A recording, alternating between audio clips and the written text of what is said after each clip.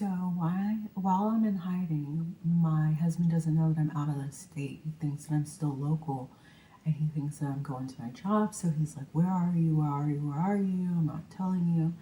And he's like, "Well, if you don't tell me, I'm gonna go to all your dealerships until I find you." Like, oh, he's stalking me for real, and he's willing to put this in writing. This is crazy. And then he's like, "Oh well, since you had," because I told him, like, I had somebody at the house with me. They saw your little friend. I have a witness to what you're doing. Oh, so you just have random dudes in my house? Okay. I'm changing the locks. I'm putting cameras on the house. It wasn't because he was scared. He was like, "Oh, I'm scared that they're gonna break in. You have crazy people." Sir, all your friends are felons, drug addicts. Come on. You got random people all up in my house. Stop it. And so he really does change the locks. Because again, how would he know that the locks had been changed? Because he had the key. He had the key. I had changed the locks the night before I left. How would you know those locks had been changed? Why would changing the locks be such a big deal to you? Unless you had tried to go in there.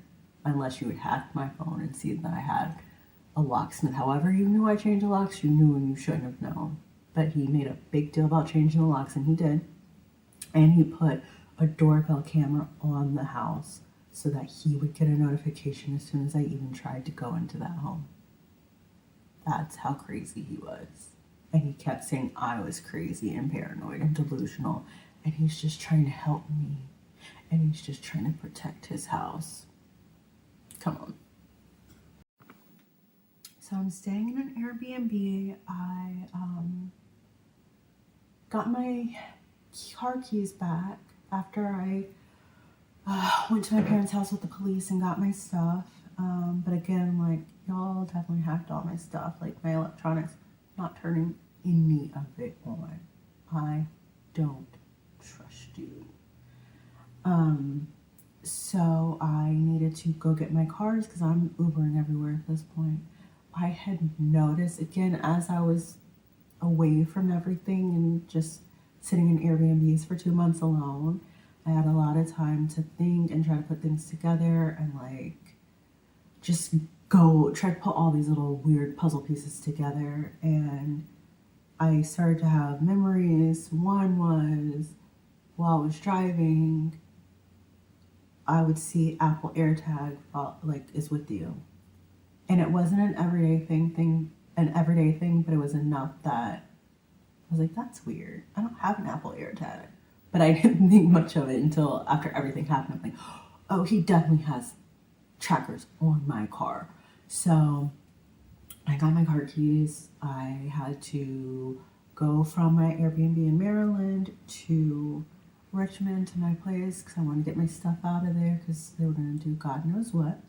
And I had to hire a private investigator to check both of my cars thoroughly for trackers. He could not find them. He's like, after you left your car sitting for 2-3 months, they'd get rid of them. So, and I got all my stuff. I got movers, and my plan was to move back into the house in Maryland, get a protective order in Maryland, get him kicked out so I could live with my kids because he had random people in my house, all this craziness, and I just wanted to get back to my kids.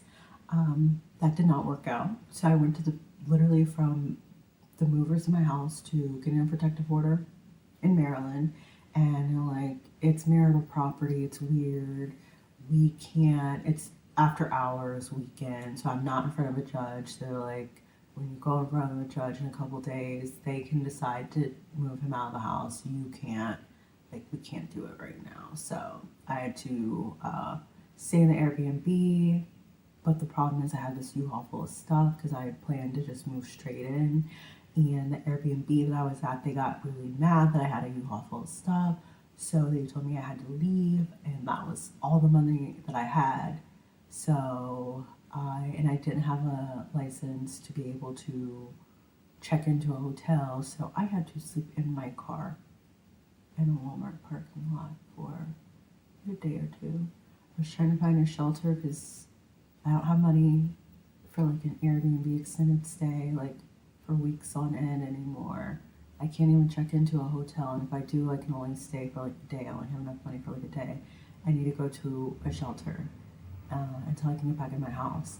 And all the shelters are full, so I got on a waiting list. So 2 days staying in my car in a Walmart parking lot. One of the shelters in Waldorf calls me and they have room and I can go there that day. So I know that, I'm in the shelter. Of course, I don't want to be here, but at least I know I'm safe. I haven't gotten paid since February. It is now April.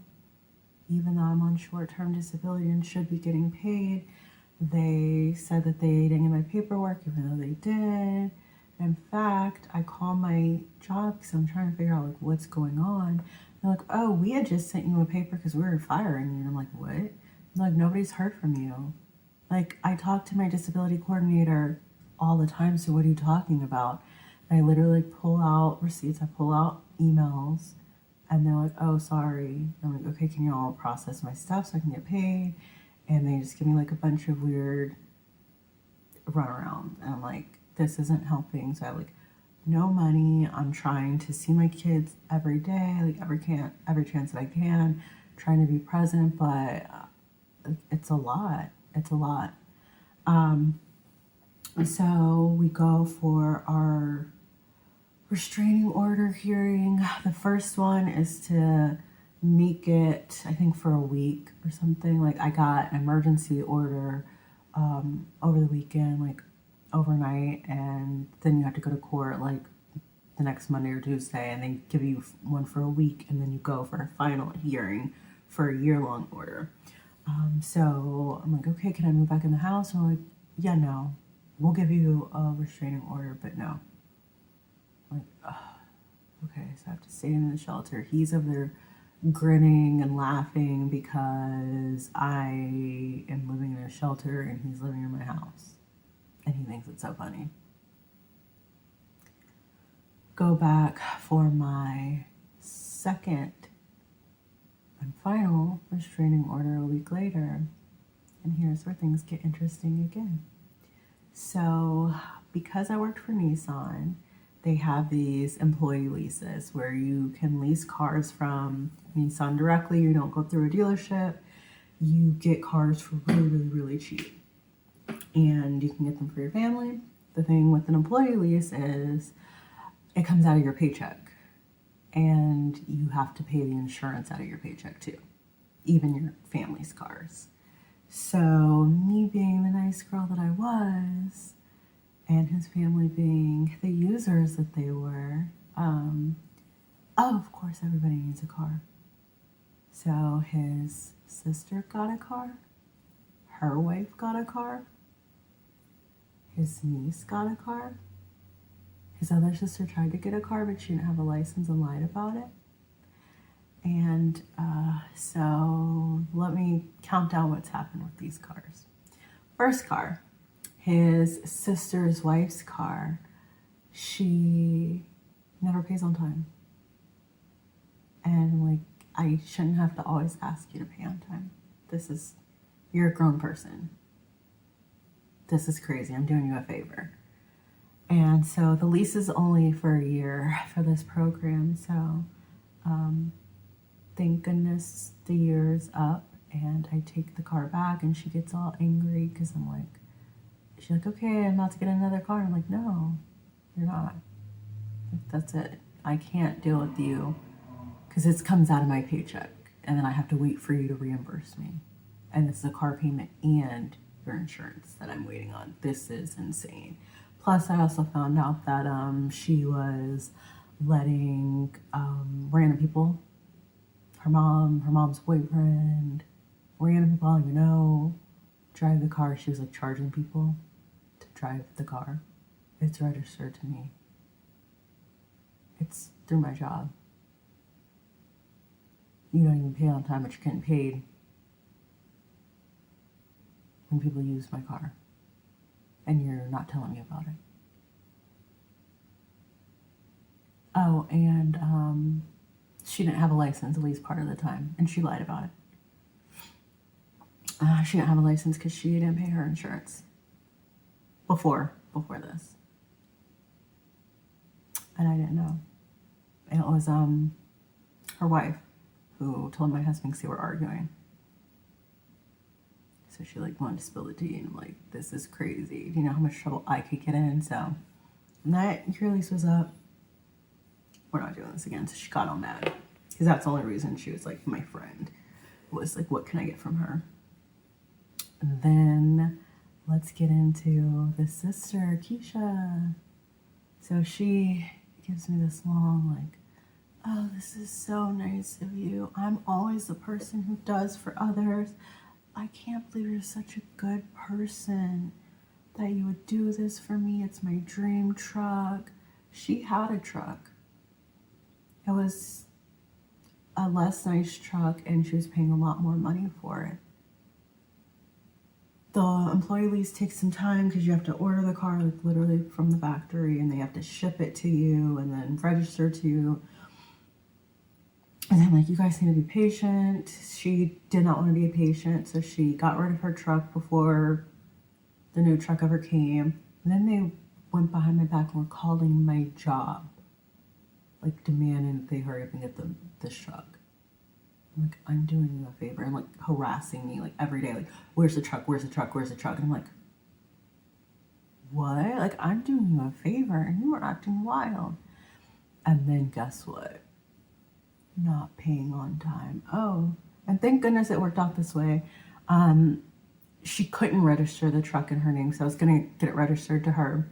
She couldn't register my personal property taxes in Virginia. She can't register in her name, and her wife, because she had so many insurance issues for like not paying her insurance, it would have cost like $1,000 a month to insure her.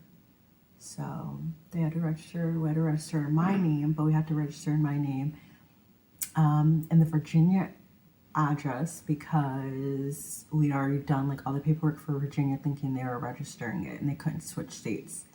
And the problem with that is there's personal property tax on vehicles in Virginia. So you having a $60,000 truck registered to me means Kalisha is now on the hook for personal property taxes on a $60,000 truck that she's not driving, but Keisha is. But I will say that that was a blessing in disguise, because guess what? When I went into hiding, Keisha just stopped paying. So she went like 2-3 months without paying, $700 a month. I messaged her, I texted her, DM'd her. She ignored me. She had also ran past a bus, like a stopped school bus, and had like a $400 ticket. But again, it's registered to me. So I have a $400 ticket.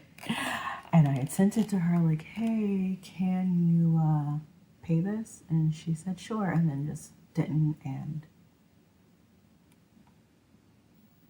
that was it. So the lease was up, and I'm like, Keisha, okay, not only have you not paid, but the lease is up. This is my job. Like, you have to turn that in. You have to take it to a dealership and turn the car back in. I got ignored.